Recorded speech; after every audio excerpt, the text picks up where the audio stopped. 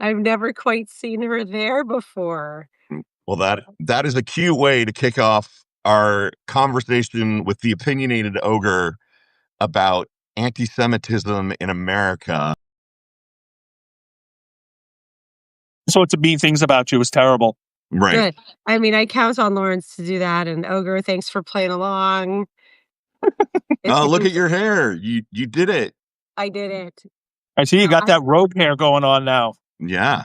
I got it redone. I didn't do it. Someone did it for me. Oh, hold on. Oh, we're live. Oh, we're connecting. What's up, everybody? Hello. Good morning. Welcome to the Daily Whatever. I am Lawrence Winterman. I am Dana Dubois. I'm a sock puppet. This is the sock puppet. Our favorite sock puppet. The only sock puppet. As far as I'm concerned, the best, the only, the opinionated Ogre. Oh my God, my dog has climbed up on the back of the sofa and is, hold on, I gotta turn this so you can just see how she's staring at me. Aw. She never does this. Kira! Mommy, pay attention to me. Wow, this can get colorful today. I've never quite seen her there before. Well, that is a cute way to kick off our conversation with the opinionated Ogre about anti-Semitism in America. Which is itself a cute topic. Right. Really cute. An equally cute topic that matches the dog. Yeah, so you got 3 Jews here today, folks. Of various configurations. Ogre, I think you're half and half like me, right? And yes. Yeah. So hello, my fellow Zionists. We're here to conquer the world. We're all part of the big conspiracy. We're getting some shaloms in the chat, so that's good. Shalom, motherfuckers. Ogre, I Substack knows I like your stuff because it's like every time I open Substack, you're just at the top. Which is great. Makes me very happy. The algorithm is working as intended. Man, you have been getting some serious hate speech this last week, which is why we're here today. I mean, not just because you're getting hate speech, but to speak more on this topic. Oh yeah, no, they definitely found me. They sure did, and I suspect they're about to find us too now, and that's fine. Right. That's fine. I do, before we leap in, I did want to share some exciting The Daily Whatever news. Can I do that, Lawrence? Do it. Kira's barking because she's excited about it too. So we're having a pledge drive right now, our summertime pledge drive, and we, at each decile, every time we hit a 10 subscribers, we're going to do something weird, funny, interesting, useful. I don't know. We're going to do something. And I posted yesterday because we're getting close to 40. And said at the suggestion of, I believe it was Robin Wilding, when we hit 40, we're going to do our show in formal wear. Lawrence is going to put on a suit and tie. I'm going to put on a big, fancy, sparkly dress. And we hit 40 last night. We hit our first goal, which is very exciting. And it was the final 2 were 2 of my favorites. Frederick Pogue was 39. Yay, Frederick. We love you. Yay, Frederick. And one of my best friends, Sunny Hong, who may or may not be on the chat today, but who I definitely went out to sing karaoke with last night to celebrate, was our 40th. Awesome. So, yay, Sunny. Yay, Sunny. She's probably not on this because I'm tired. And Sock Puppet, I think you're going to appreciate this story about the karaoke bar that I went to, a different one. And I think it's a very Ogre sort of relating story. But first, we're going to do that on Saturday. We're going to do our dress up on Saturday when we start a little later. We don't have to go to work and we can be more formal about the whole thing. Y'all, Lawrence is so cute in a suit. I'm very excited. And at 50, if and when we hit 50, we're going to host a live karaoke stream. And Lawrence and I will suicide karaoke a song of your choosing, and then we will bring on anyone who wants to sing. When we talked about karaoke last week, there were a bunch of people suggesting it, so we will make it happen. There you go. When we hit 50. What are you doing there? Formal wear. Nice. Oh, I love it. I love it. love There you A it. go. bow tie. Yeah. Formal wear for sock For an puppet. ogre. Oh my gosh. Come back on Saturday and that's I love it. It's beautiful. Ogre, Lawrence and our friend Ogre. Craig in the chat said that Ogre is his second favorite sock, which begs the question, what is his first favorite sock? I'm not sure you want to be compared to that. I think we all know it. Krusty the Clown sock. Krusty the Clown, exactly. Oh my gosh. If here, I should put in the link if anyone is feeling like donating. We're having a great deal. God, I just got into like car salesman mode. But we really are hosting a good deal for the summer. It is only $20 for an annual subscription to Gen Xe.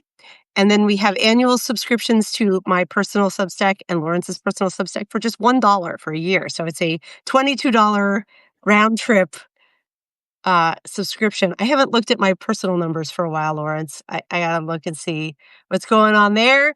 But if you click the link, you also get to see an adorable full photo of us in formal attire When we were children. when we were very young and naive. So Back I when hope you all pictures were enjoyed still black and white. Right, right. Yeah. it. Back when Right. you had to tap them out on a slab of rock. Back when we all had the Rachel haircut. That's all I will say about that. The karaoke bar I went to last night, Sunny suggested it. It's at this little place called the Rabbit Box in downtown Seattle in Pike Place Market. Really cute little venue. But what made this so exceptional and what I think will make Ogre excited, the host, the KJ, is Snacks the Bunny, and it is an unknown person in a full bunny suit singing with a vocoder in the mask. So when they talk, it's this high, squeaky bunny voice. And they talk in it when they're announcing the singers, and then they get up and sing, and they will do duets with anyone who wants. So last night, they sang "Endless Love." They did the Lionel Richie, and someone else sang the Diana Ross. It was so funny to have a KJ in a. It wasn't a sock puppet. It was a full on puppet outfit, and it was so hot. We're having a huge heat wave. I don't know how they didn't pass out. Yeah, no, I did that when I used to work at KB Toys, and I've done the rabbit thing, and oof, wow, it's brutal. Yeah, it was so funny. And it was this very round bunny head. I'll put a picture in the recap of this. I don't know when they're performing again, but I'm definitely going to go back. Also, aside to Lawrence, she had all 69 love songs. Oh my God. Mm-hmm. That is incredible. The Magnetic Field 69 love songs. I've never seen. You rarely see them at karaoke, but all 69. So I did sing Reno, Dakota. And it was really fun. So on that happy note, On that happy note, now we're going to talk about some serious shit. we are going to talk about. We always have to have just us chatting at the start of our, at the start of our day. A little bit of a chat, yeah. And the sales Ogre is like, "What the fuck? You pulled me on here for a sales pitch? Fuck you guys." Now on to the Jew hate.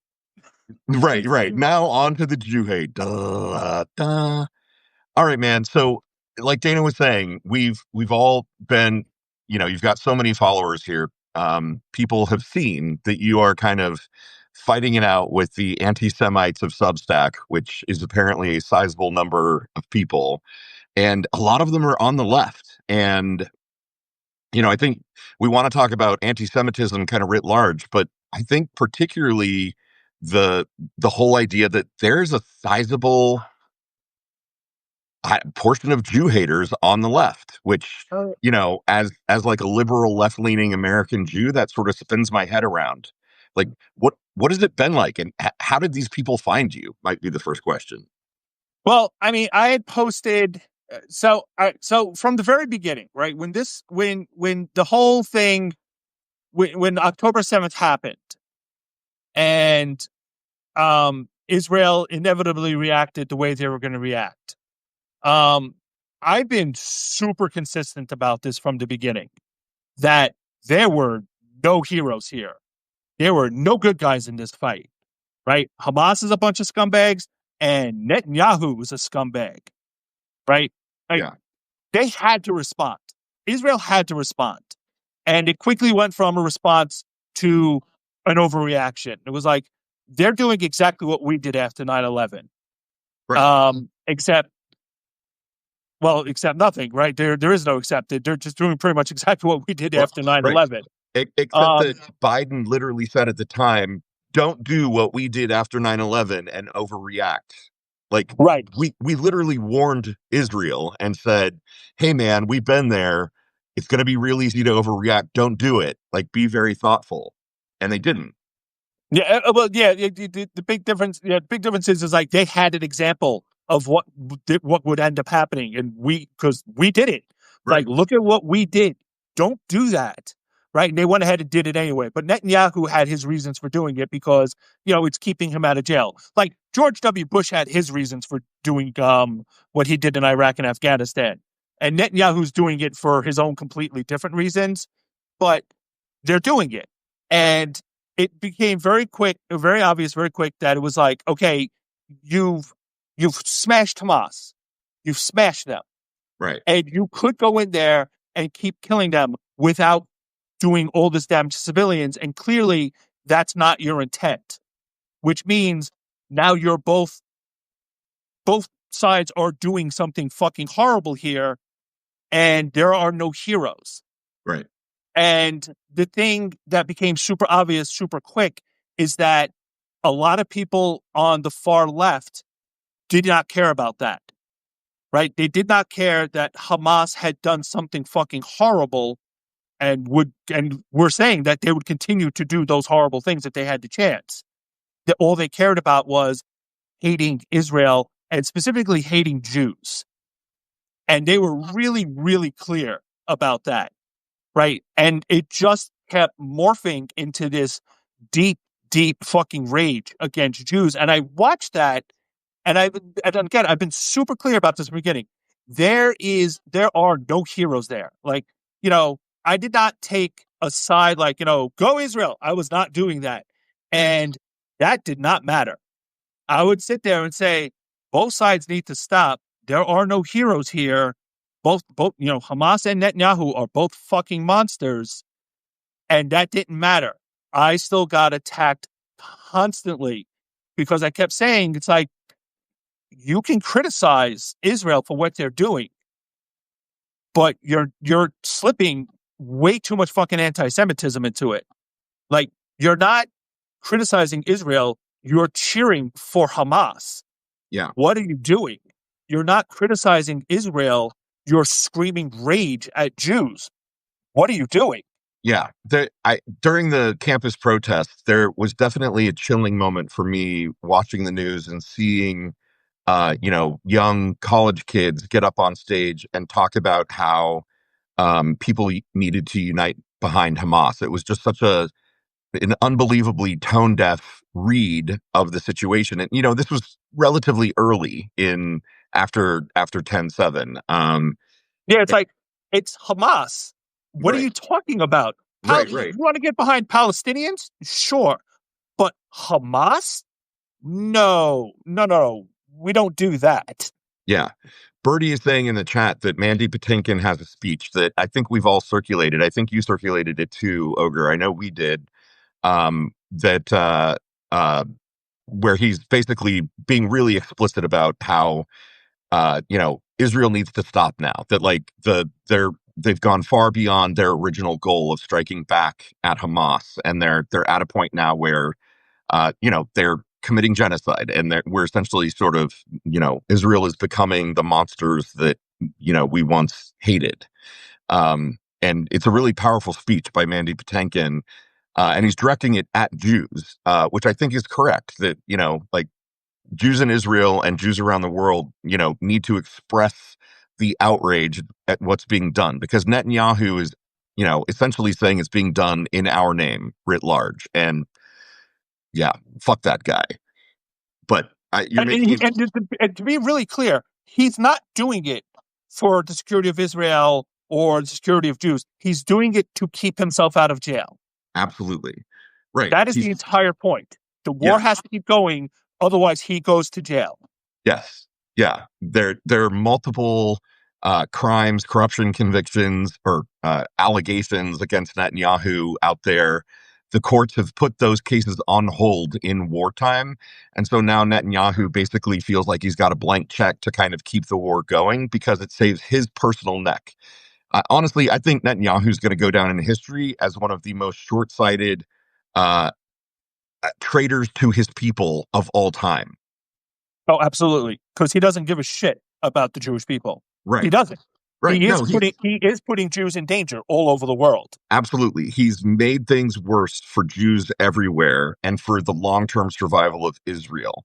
Like I've said this to Dana, and I maybe said it on the show before that, you know, Ogre, for our entire lives, there was ha- not a cachet to being Jewish, but there was a certain sympathy, like somebody's relative had died, right? It was, when you told people you were Jewish, people kind of automatically thought about the Holocaust, and or at least, educated people did, and there was a certain, I don't know, like I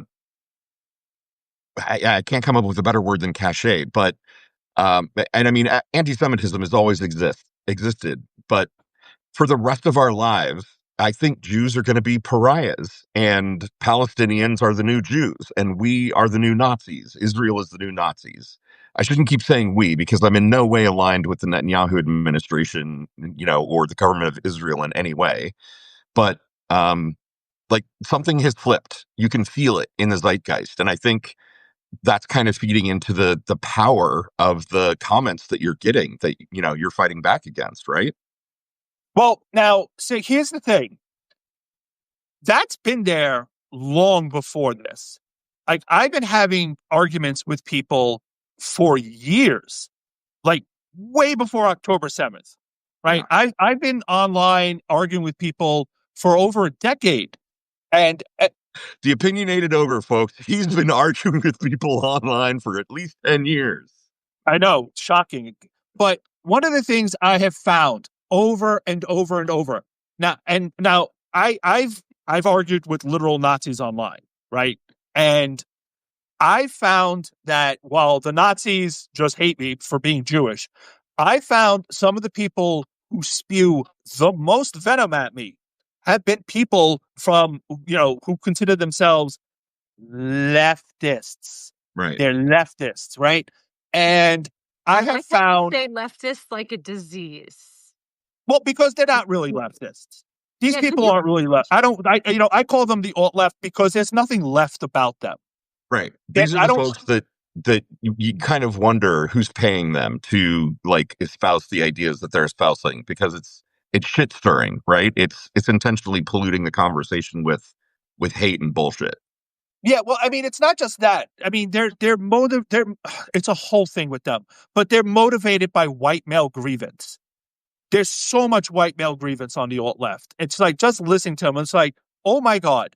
But what I found for them is one of the things that they bitch about the most is that, and I get this over and over, and I got this all week from these people, is that Jews aren't a people. Like, we don't exist. Jews aren't a race. Jews aren't an ethnicity. It's just a religion. And it's like, the fuck it is. What are you talking about? Seen my 23andMe? Or no, it's Ancestry. Have you seen my Ancestry test? Have you guys ever done one of those? I literally Ogre's posted posted my his. results. Oh, right. Yeah, all mine. I was so hoping to find something interesting about myself and maybe find out my dad wasn't really my dad, like a lot of people do, but he is. And it was like 96% Jewish. That's all it says. They can't tell the country. It's just Central Eastern European Jewish. Exactly. That's And it. that was like, I did it for the opposite reason. I had to find out if my father was my father. That's right. That So, story was amazing.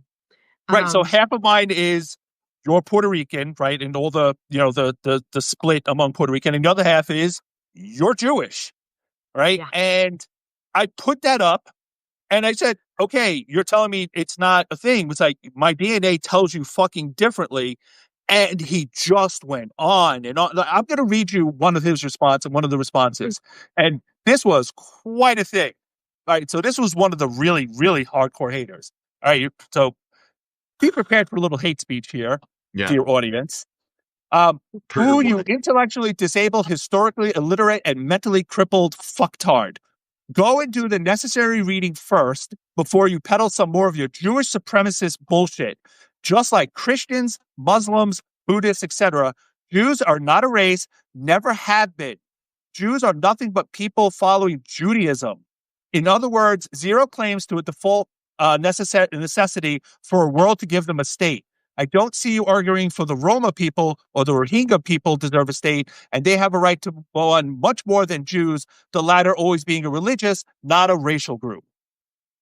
And it just goes on and on and on and on and on. Like that guy was really spewing the hate at me. And I wasn't even really arguing with him. I just kept copying his stuff and reposting it. And so this is what I have to deal with. This is the person who considers himself a leftist. I literally don't understand that logic. Like history, the history of the Holocaust, the history of Jewish persecution is that people do consider Jews to be a race. And exactly. they were trying to get rid of our blood because it was bad blood, right? Like, and this goes back even before the Nazis. This predates Nazis by centuries and centuries and centuries. Like, you couldn't convert, really. They still didn't consider you anything but a Jew. yeah. I mean, my interesting little snippet on that conversion piece is my mom converted from Christianity to Judaism so that I would be born to a Jewish mother. But the right wing, super right wing religious rabbis in Israel who control, sort of who is a citizen and not a citizen of Israel, think that I am not Jewish because my mother converted in a Reform temple in the United States, and that's not good enough. And honestly, Judaism isn't particularly welcoming to converts anyway, because people think it's in the blood, for fuck's sake. Yeah, no, I mean, it comes from both sides, right? Yeah. You just get it from both sides. So, but I mean, like we were discussing in the chat, like anti-Semitism is the second oldest hatred there is. The oldest, of course, being misogyny. Right. People hated women before they were Jews. And then when they were Jews, they were like, you know what? We hate you guys too. Right. So congratulations, Dana. As a Jewish woman, you're the top two. If only I were a queer Jewish woman, Lawrence, I'd be a trifecta. you know what? That wasn't even a thing, really. Like, they didn't hate queer people like 3,000 years ago. That wasn't really a thing. But I'd be a women, modern day trifecta. yeah, I mean, they've always hated women, right? Not every culture, but enough of them. But as soon as they were Jews, they were like, well, we hate you fucking people. But so, it's so baked in that it's just the air we breathe. And it didn't take much for it to come just oozing back out. I mean, the right, it's always been there. It didn't take much for it to come oozing out of the left. It just really didn't. Like, one guy was telling me that, he bases his hatred for Israel and his desire to see it wiped off the map on Marxism. And it's like, I'm not super brushed up on Marxism. I'm fairly sure it doesn't go in for fucking genocide. What the fuck are you talking about? That doesn't make any sense. But it's whatever they got to tell themselves to justify the fucking hatred. It's always some excuse they have to come up with. I wanted to read one comment in from the chat, if that's okay. This is a little further up that gets to like family of origin and indoctrination. Fusen had said earlier, I was raised to vehemently hate Israel because I was told exactly what they were and that this would happen. It's been very hard not to slip into hate through I don't know this, I think like the fervor of it all. I may be getting that word slightly wrong, Fusen. Tell me if I am. Furore. I don't know that word. Furor. Furor, just okay. Yeah, like a Michigas, a big okay. mess, a crazy time. Michigan Conveniently rhymes with Fuhrer, like Hitler. Oh, lovely. And I replied that, likewise, I was raised that Israel was for the Jews. Like Lawrence and I both went to the same Hebrew school growing up because we've known each other forever. And like Palestine was like a dirty word. I mean, this was how we were raised at really impressionable ages. And like So I want to pause and first of all say how nice it is to be old and wise enough to look back at your origin story and be like, maybe somebody didn't get something right there and reassess like indoctrinated beliefs. Because I feel like some of the problems we're facing in the world is because nobody does. So many people don't do that and they just stick with what they were indoctrinated with. But being half Jewish, Ogre, were you raised with really dogmatic views about Israel and being Jewish? Nope, not at Nope. all. I Okay. I was I went to Hebrew school for 2 years. Okay. And we were not particularly welcome being half Puerto Rican, which I thought was, wow, fuck off. Right. But Right. Sounds right though. yeah, my mother was not super religious. And honestly, I mean, I knew Israel existed, but I didn't know much about it. Like, I just didn't. Like, we didn't do a lot of politics in our home when I was growing up. And the only thing I really knew about being Jewish, like, we did stuff like Seder, but the only thing I really understood about being Jewish is that but by the time I was like 9, I understood that the Holocaust was a thing and that people hated me outside of New York because I grew up in New York City. And Right. outside of New York City, there were people who hated me and wanted me to die just for being Jewish. Right? I understood that concept. And when I watched the movie Porky's, that was the first time I had actually seen anti-Semitism. Right. Like there was that whole scene with the one character calling, calling the one Jewish character a kike and this and the other. And I was like, what's that all about? Like, that's when I first started. It's like, oh, people do that? That's like a thing? Because I didn't really, I saw Porky's way younger than I should have, but that's our entire generation. But Right. I haven't thought about the movie Porky's. You're just saying that in decades, and I do not even remember that scene. Oh God, I do. My dad took me to see that movie. I think it was my first R-rated movie as Your a dad kid. took you to see Porky's. Oh Oh my yeah, God. yeah. And that scene came up, and I remember being so uncomfortable sitting next to my dad and like wanting to ask about it, but we were in the movie theater, and yeah, no, yeah, it's pretty explicit, right? yeah, but that was like the first time I'd come across that. And I was like, huh, that's a thing. Look at that. And, it's in the South, and I was like, maybe it's a Southern thing. But, as I got a little older, I was like, oh, no, that's just a thing, you know. Um, but it was the 80s, and, everyone, like all the kids on my block, we made a lot of Jewish jokes, but we also made a lot of Italian jokes, and we made a lot of black. It was an Italian neighborhood. So we made jokes about everybody because it was the 80s, and we said all sorts of racist shit that we shouldn't have. But Polish jokes. I remember Polish jokes being a big deal. I don't know why. yeah, no, it was a huge thing, like tons of Polish jokes, but we made jokes about everything. Yeah. But um and then I never really experienced because I don't look Jewish and neither does my brother. But it wasn't something I grew up with necessarily, but I understood it. It wasn't something I had to deal with much. I didn't have to deal with a lot of anti-Semitism. And I wasn't raised to be I wasn't raised to be religious. I wasn't raised to be like, Israel's important. It was just like, Israel was just a place. It wasn't like that's the Jewish homeland. It was like, it's just a country. I wasn't raised that way at all. So I don't identify with Israel in any particular way. It's just, Yeah. Yeah. Oh Oh, no. it's okay. I'm still there. yeah. My screen just turned white. Okay. Oh, perfect. Oh, you're coming and going, Ogre. All right. Can you hear me though? Yeah. Yeah. You're No, back. Okay, good. All right. But um as far as Israel goes, like the thing I argue with people, and I have to keep like explaining to them, it's like, listen,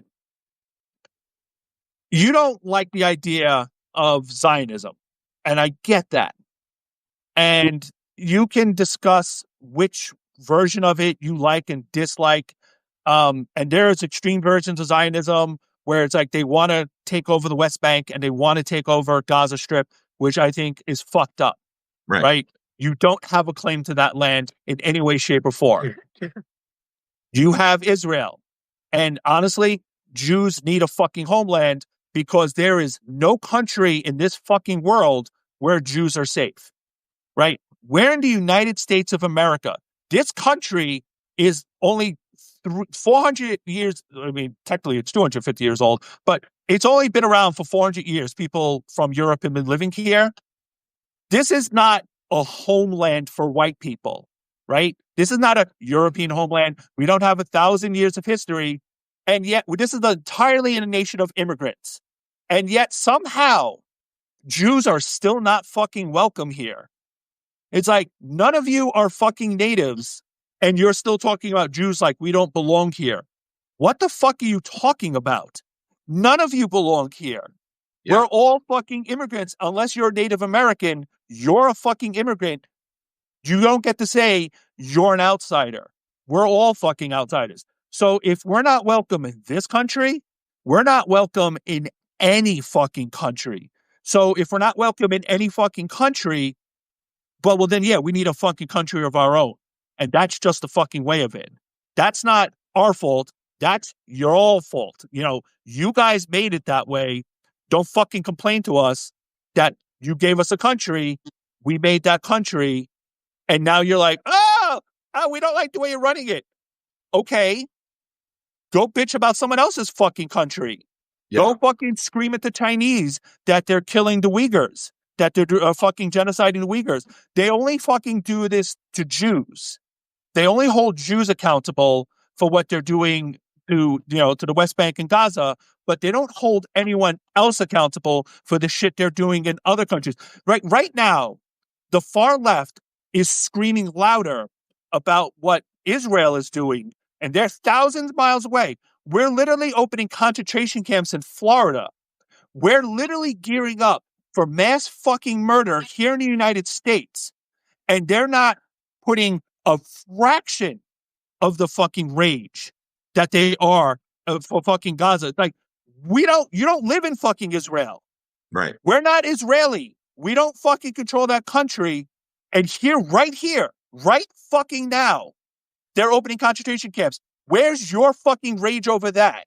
I think that's a really interesting point, Ogre, that I think there's this weird position that American Jews are put in as if we have some kind of control over the Israeli government or Netanyahu or like a secret bat phone that we can pick up to, exert some influence. Well, Lawrence, I'm an American. Psychic. If you're full Jewish, it's just psychic. I just Oh, think right. Okay. Yeah. I guess I wasn't read in You on have to that call. because I'm only Well, half. that's that dual loyalty shit, right? If you're Jewish, then you're also Israeli. And it's like, no, I'm not. What the fuck are you talking about? Right. Yeah. Like the rabbis have literally told me that I'm not. So Fussin makes an interesting point in the chat, Ogre, which is she's saying Islam has been held accountable in the U.S. for a long time, which like that's a great point that, after 9/11, we literally banned Muslim people or, Trump banned not after 9/11. Sorry. We attacked Muslim countries after 9/11 and then Trump put a Muslim ban in place. But yeah, the other thing that you brought up that I really want to talk about. But you're right. No, but after 9/11, the government started fucking spying and harassing Muslim communities. And we got really fucking mad about that. And so did the far left. They were like, you can't do that. But now they're doing the same thing to us. And now it's okay because we're Jewish. Yeah. Yeah, there is a crazy double standard. And you brought up a point about Zionism that makes me crazy, which is possibly an old man kind of thing, but there are 1,000 different kinds of Zionism, right? Like there has been a robust conversation, and you can argue that Balfour and the partition were incorrectly decided. I get all of that. But Zionism, like the early good version of Zionism was that Israel and Palestine could live side by side, right? There used to be a version of Zionism that included Palestine. And it's all just one word now that means imperial colonialism and that all of Israel should be erased because Balfour was wrong. Sorry, did I just stop the conversation? I thought you were going to keep going. Sorry. Yes, I thought, but no, I get what you're saying. And it's that's the thing with like I was that article I linked to you guys. Oh shit, where is it? Oh yeah, this is not your mother's this is not your grandmother's anti-Zionism. Yeah. They use Zionism as a stand-in for Jew now. Right. Right. Yeah. Because Zionism they and can't Zionism just means Jew, like evil pitchfork, horns on the head, Netanyahu genocide Jew. Yeah. right, because they can't say I fucking hate Jews. They can't say that because they know people are gonna look at them and say, whoa, whoa, whoa, whoa, whoa, whoa. You can't fucking go there. Right? They want to say that so fucking badly. Because not for nothing, like when the campus protests started, right? And they were running around smashing the windows of Jewish owned stores. And it was like, well, why are you doing that? Like some of those stores didn't even have Israeli flags in their windows. Why were you smashing them? Why were you chasing Jewish students and making them hide in the library? Like, like, do you even know who they are? You just saw they had yarmulkes, so therefore they're what? Israeli secret agents? It's like, are you fucking kidding me? That's fucking insane. That's straight up fucking racism. It's like, well, Jews aren't really a race anyway. It's like, no, that's not how that fucking works, man. That's not how that fucking works. That's the reason they do that. Because if Jews aren't race, well, then it's not really racism, is it? But you can't blame Jews for what what Israel does, and then expect me to not look at you and say you're a fucking racist. And I ask them all the time, what other country do you hold to that same standard? Like, do you go around and say to Russians, you have to apologize for what Russia's doing? Do you tell Chinese people you have to apologize for everything China does? And do you want to punch them in the face? And the answer is always no, and they never want to talk about that. It's only Jewish people that they hold to this standard. And they can't ever explain why. And the Yeah. answer, of course, is racism. Right. I think it goes back to that thing that you said at the beginning that anti-Semitism is just sort of baked into the zeitgeist of American thought, right? In the same way that racism is, like the idea that black people are lesser is baked into the DNA of this country. For us to truly change and become anti-racist, it's going to require generations of changed thought in a way that I don't know that humans are capable of. And I think the same thing is potentially true for anti-Semitism, right? And the net result of everything that's happening right now, the genocide of Palestinians in Gaza, is that there's going to be yet another reason to hate all Jewish people. So we're entering a treacherous time. I don't see things getting better over the course of our lifetimes. I kind of only see them getting worse. Dana, I'd love to hear what you've been pretty quiet so far. I'd love to hear what you think. Yeah, my mind is spinning on all of this. I have a few different thoughts hitting my head. I should write them down so I don't forget one when I say the other. The first I'm leading with is like, how discriminated against have I felt as a person of Jewish descent who has been non-practicing since I became an adult. And it's interesting, like, I would never say I felt like unsafe. I've never been in a situation where I'm like, oh, I'm in trouble because I'm Jewish and I'm here. Um, I'm thinking it's always been more of microaggressions, um, and not usually from like people who were coming after me in an unsafe way, but from people who were safe people who would say things that I would be like, what, like casually casting off expressions like, yo, I Jewed him down. And I'd have to be like, what are you Oof. saying right now? And I'm remembering my college roommate going to her house and her mom. We were out somewhere and I don't remember what, but she was like haggling for a price on something. And she was like, reminds you of your relatives, doesn't it, Dana? And at the time I was not fully formed me yet. I was only like 20 and it totally took me aback, but I was like, what? And then, days later when I could finally process it, I was like, my family is not cheap. Like, fuck you. Like, but I've never felt unsafe. And, uh, um, I feel like pulling out the discrimination card is a little hard because I know other minority groups have like they can't escape it. They go out in their skin color and they are being persecuted, Where for me, like I had a Jewish sounding name before I got married. And so people would make assumptions that they don't make anymore. I think other Jewish people can look at me and be like, "Your tribe, I can see it." But otherwise, I just kind of move through the world. I have created 2 children who are half Jewish, who are little like you would never know looking at them, and they have like they blend. But I was indoctrinated with this fear-based, the Holocaust happened. We're like second generation post, right? Like our grandparents' generation lived through it, thankfully from the United States. My parents were born in the 40s, so they grew up in the shadow of it. And for me, it was like that was the past. So I've never like lived with that fear of being Jewish. It's always been theoretical and in film. And I do wonder and worry if you've said this, Lawrence, and you just said it 20 minutes ago of like the world is about to be a lot less safe for all of us because of the actions that Israel is taking, being conflated with Jews are bad. Because there always was that tendency to be like Jude them down, and doesn't that remind you of your relatives, Dana? That was speaking to a larger, like latent um, racism against Jews that I never really felt the fear of. And it's a really scary feeling to be like, what are my kids going to face? Is this going, like, I think all Jewish people, like, they get very defensive of Israel because we were raised to fear that moment of like, oh yeah, they're going to be a registry and you're going to have to put the stars on your shirt and mark yourself and you're going to be cordoned off and killed. Like, are we coming back around to that? Is this the fertile ground that's being laid? I don't know if this is being very coherent because all of what you're talking about is bringing this all up for me. Um, I don't know. Do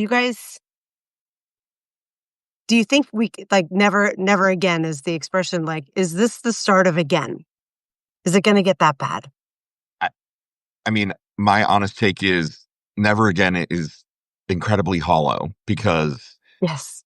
Netanyahu is doing it. I, I, I just don't see how Netanyahu's actions in Gaza doesn't destroy the phrase never again completely. Like it's Right. You gone don't get from to being say never again if you're doing it. right, Right. Exactly.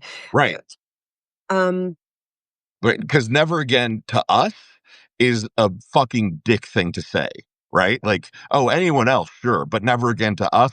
Fuck you, man. Like that's disgusting. it really is. Now, I'm also thinking of sorry, Ogre. go ahead. The one thing that's really frustrating for me is the allies to Jewish people in this are like the MAGA folks. Like all of these rules that are coming out now and these proclamations, and we're punishing colleges in the name of Jewish people against anti-Semitism when that's clearly not what it's actually for. It is a disconcerting feeling to be like, why is the MAGA right the ones who are championing against anti-Semitism in this very disingenuous way? Um, Oh, I mean, I think we know the answer to that. Ogre, do right. you want to take this one? Yeah. The temple we're going to bring about. Yeah. Yeah, yeah, I mean the Christianists, the extreme Christian nationalists in MAGA are waiting for Israel to knock down the temple of the mosque of the the mosque of the moon that is currently occupying Temple Mount and rebuild the third temple, build the third temple, and welcome the Messiah. There is a crazy revelations based sort of fatalist group in right wing circles that absolutely believes that Israel needs to be supported so that Christ can be recalled to earth in the prophecies, which includes building the third temple. And also, in case you want to read something super freaky, there's a ceremony that I did not know about called the Red Heifer Ceremony. I need to make sure this is true, but Apparently, it's only been done 9 times in the 5,800 years that Judaism has existed. And apparently, Israel just did the red heifer. So they burn a red calf, a red heifer, and the ashes from that are used to purify people and the ground for where the third temple is supposed to be built on Temple Mount. And Right? and apparently Israel just did it, saying that it was a dry run, that the heifer wasn't technically sacred enough or something. They were just doing the ceremony to see how it would go. And so there's all kinds of crazy talk out in like the super extreme Christianist right wing, where they want Israel to rebuild the temple so that Christ can come back, ignoring the fact that there's a very sacred mosque currently occupying that spot on Temple Mount. So, with all of that, when Trump first got elected, and I knew when he first got elected, right? One of the first things I don't know if I had talked about with this you guys originally, but when he first got elected, I told my wife that I was never going to speak to her mother again because she had voted for him. And the reason I said that is because they were going to come for the Jews. And she didn't understand what I was saying. And I was like, because when Trump got elected, they were complaining about Muslims and undocumented immigrants. And I was like, that doesn't matter. It doesn't matter what they're talking about right now. Jews will be They're like going to third come or for the fourth. Jews. Yeah. Yeah. They're always going to come for the Jews because for white nationalists, Jews are the supervillain. We're the supervillain. We're the core of all of their mythologies. Everything bad in the world is because of Jews. And 7 months later was Charlottesville. So, and then she looked at me and said, "Oh," and I was like, "Yeah, that was always going to happen." And it's only gone downhill since, right? Now you have the Nazis marching in the street. You've got the white nationalists out there, and they're forever talking about how Jews this, Jews that. Some of the people they brought over from South Africa, the Afrikaners, are just open, virulent haters. They just anti-Semites, straight up anti-Semites. But, they're okay because they're white. Right. So one of the things that I found really disconcerting was the louder the right screams about Jews, the more comfortable everyone else gets. And that's part of why the left is so comfortable with it now. It's not just, if October 7th hadn't happened, we would still be getting here one way or the other, because the right has made it such an open part of who they are and such a part of the conversation that the people on the left who have always hated us, right? That anti-Semitism's always been there, but they've made it such a normal part of the conversation that now it's okay to talk about it because the right has made it so normal. I mean, they've got preachers, and not small ones, but they've been just openly talking about how Jews are the enemy of everybody. And if it's that okay to talk about it on the right, well, then it can't be that bad to talk about it on the left. And again, it's the air we breathe. It just is. And we don't talk about it. Like in the 1960s up in Boston, and this was something I didn't know about until I started reading up on this shit in like the last year or two.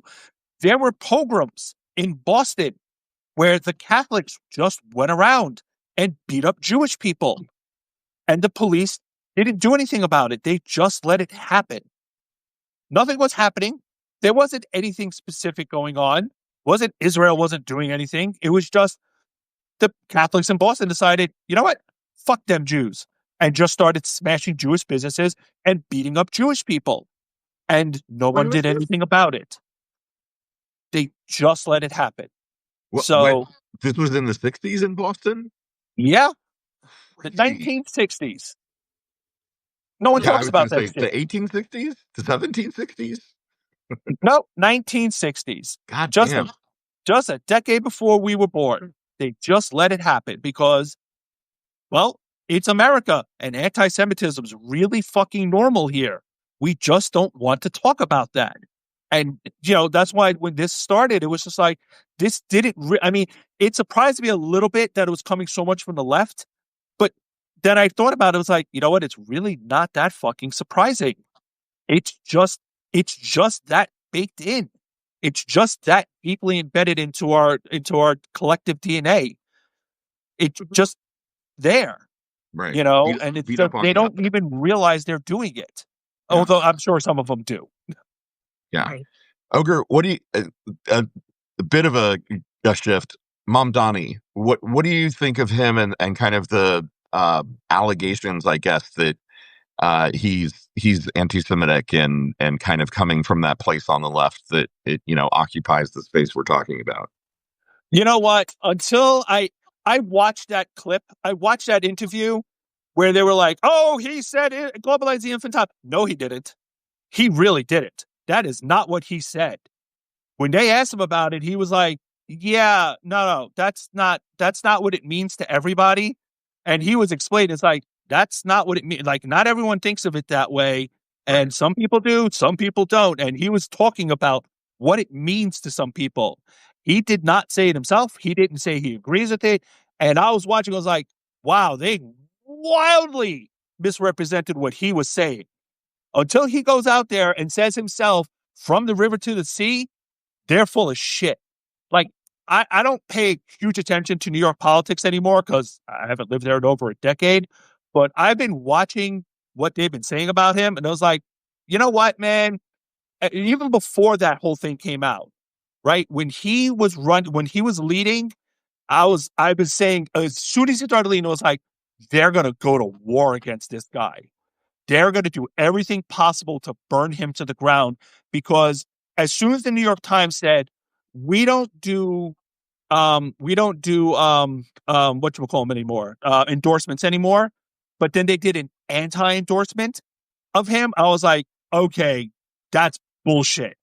Fucking Andrew Cuomo's a fucking serial sexual harasser, Right. a sexual predator, and they're doing a anti-endorsement of Madani, knowing that he would be the most likely. Bullshit. They're just gonna fucking throw everything at the wall to see what they can make stick. And then they did that. I watched it. That is not what he said. They're lying about that. So, he may be to the far left and he may be pro-Palestine and anti-Israel, but until I hear him say some other shit like, really like, fuck Israel, I hope they all die, I don't believe a fucking word about that. So, yeah. Yeah.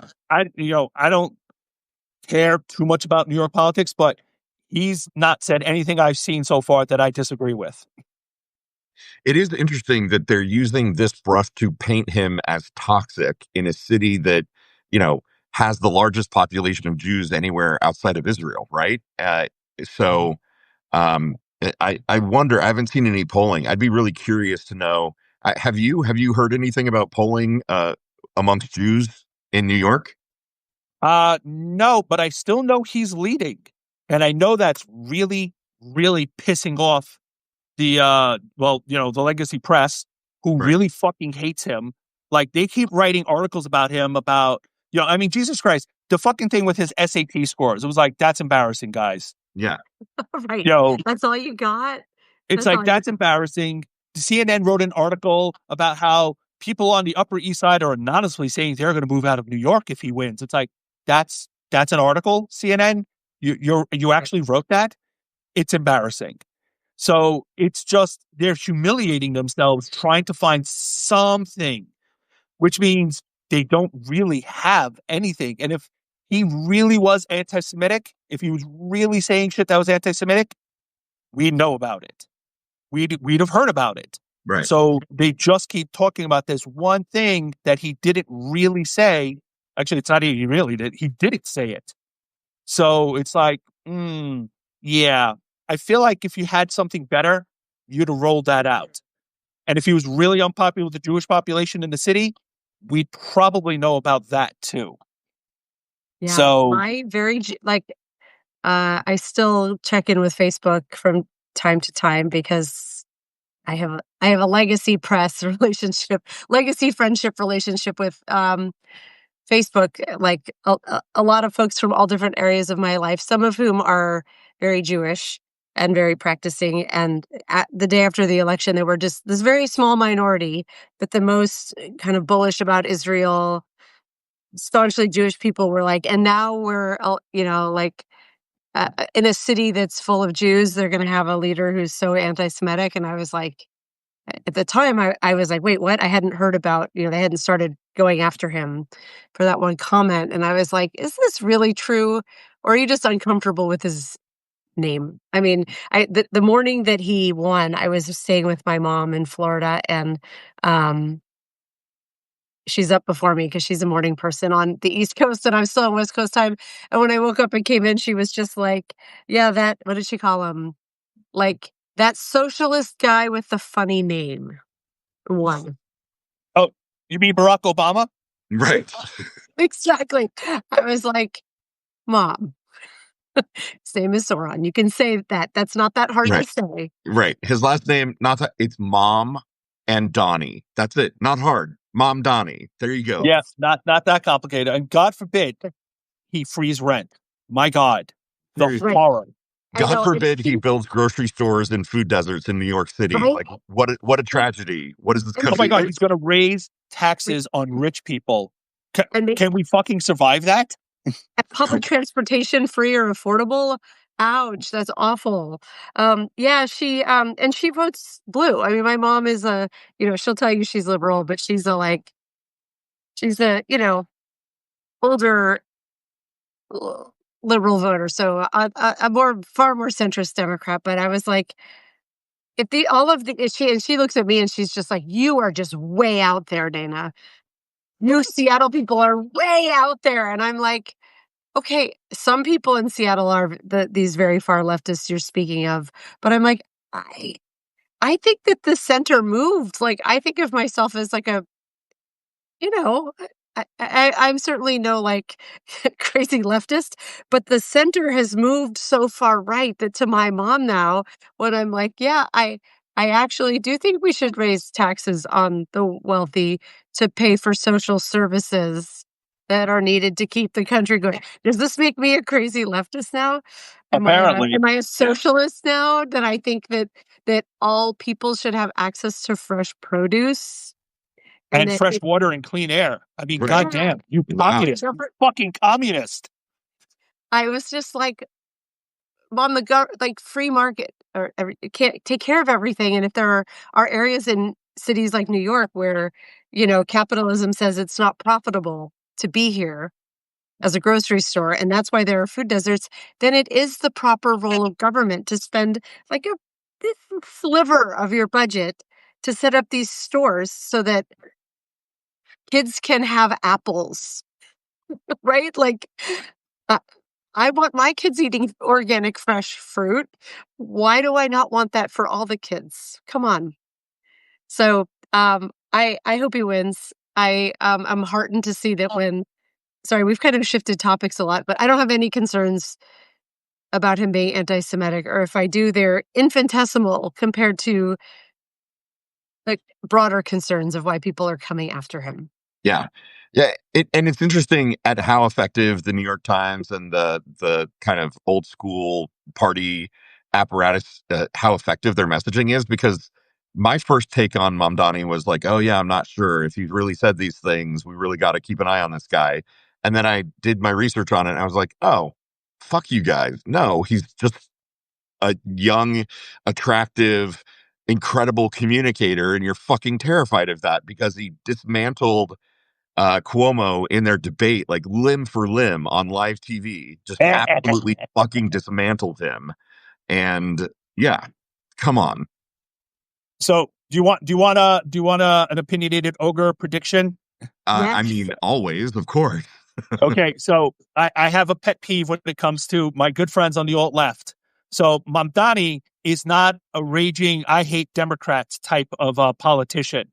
Okay, which means if he wins, he's super far to the left. Okay, and just like AOC, if he wins and he gets in there and he's effective, I give it 6 to 8 months before the same people who are screaming at us right now about how much they hate Zionists and blah, blah, blah, 6 to 8 months, they're going to turn on him.